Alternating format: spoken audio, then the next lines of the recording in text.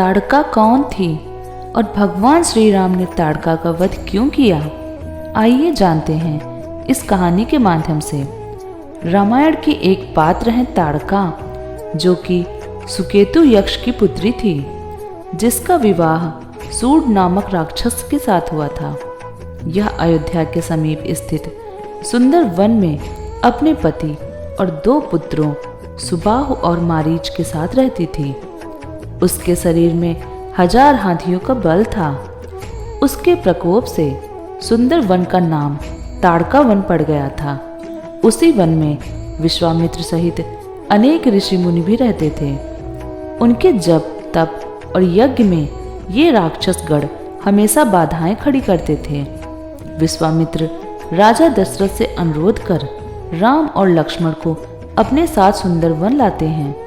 राम ने ताड़का का और विश्वामित्र के यज्ञ की पूर्णाहुति के दिन सुबाहु का भी वध कर देते हैं। मारीच उनके बाण से आहत होकर दूर दक्षिण में समुद्र तट पर जा गिरता है। कहते हैं कि सुकेतु नामक का एक अत्यंत बलवान यक्ष था। उसकी कोई भी संतान नहीं थी, अतः संतान प्राप्ति के उद्देश्य से उसने ब्रह्म जी की कठोर तपस्या की।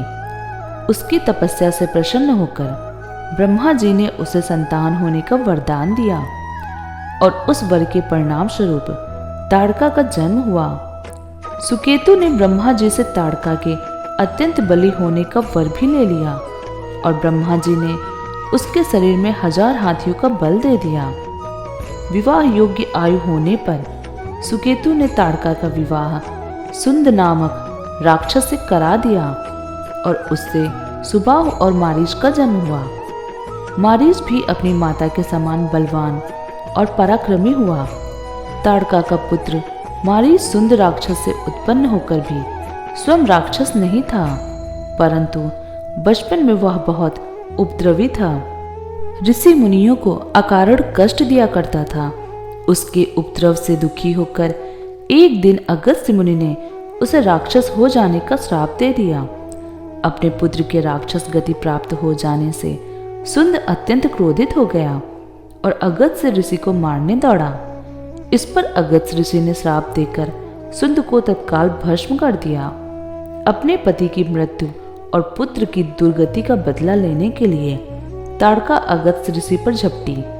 परिणाम स्वरूप ऋषि अगस्त्य ने श्राप देकर ताड़का की सुंदरता को नष्ट कर दिया और वह अत्यंत कुरूप हो गई।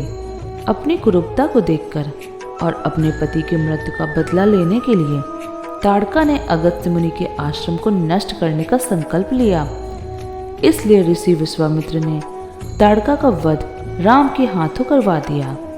दोस्तों, अगर आपको जानकारी पसंद आई हो तो हमारी वीडियो को लाइक करें और हमारे चैनल को सब्सक्राइब करें। धन्यवाद। जय श्री राम।